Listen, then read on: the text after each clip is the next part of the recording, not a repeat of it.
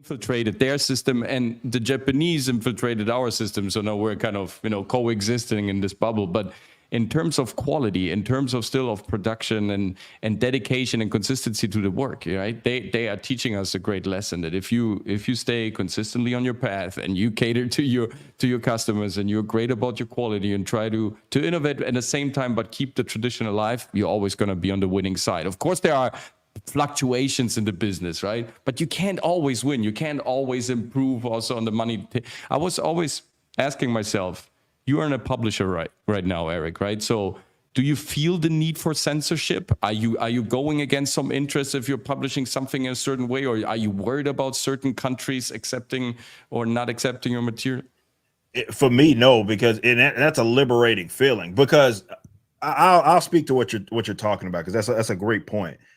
For some people, they feel like, okay, doing things independently or doing things the way that they want to, they're going to hit a ceiling, right? And maybe you will. Mm-hmm. But for some people, they're so worried about being up here that they forget about everything in between. It doesn't even matter to them. I've said that, look, we might not, yes, we've been incredibly successful initially. And I'm not going into it with the anticipation that I'm going to be Marvel or DC tomorrow, right? I can't do that. I can't possibly be there. So but I'm okay with having a more slower and controlled sort of growth, because I get to keep my hands on everything.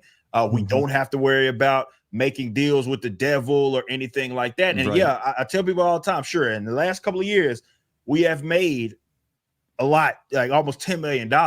I've probably turned down more money than I've made, because I've had that opportunity to work with this company and work with that company, get this investor and get that investor. But because I'm a little bit stubborn, but also I want to remain independent, I don't do that. Other folks, and then maybe that's what happened with Shift Up, right? It's like you develop the game on your own. You'll for sure you'll see a lot of success. But imagine if it's fucking Sony, right? It's PlayStation that's in on it. You're going to be way up there. So people are willing to make those concessions. And I think that that's a very, very important thing that you have to consider. If you are entering into entertainment, doesn't matter whether it's comics, publishing, gaming, doesn't matter, that you're not going to be able to see eye to eye with the big dogs initially. And to me, there's no problem with that. But I think those that are more obsessed with like the fame and maybe even the monetary stuff that comes with that, they'll sell out to whoever, and that's always gonna. And you gotta be able to pick your battles. I'll use me as an example. Like as a writer, writing several things. If I was to write Diversity University and it got big and somebody came and wanted to pay $10 million for it, go on, you can have it. Whatever y'all do to the show. But when it comes to the book that I'm writing, you can't touch it.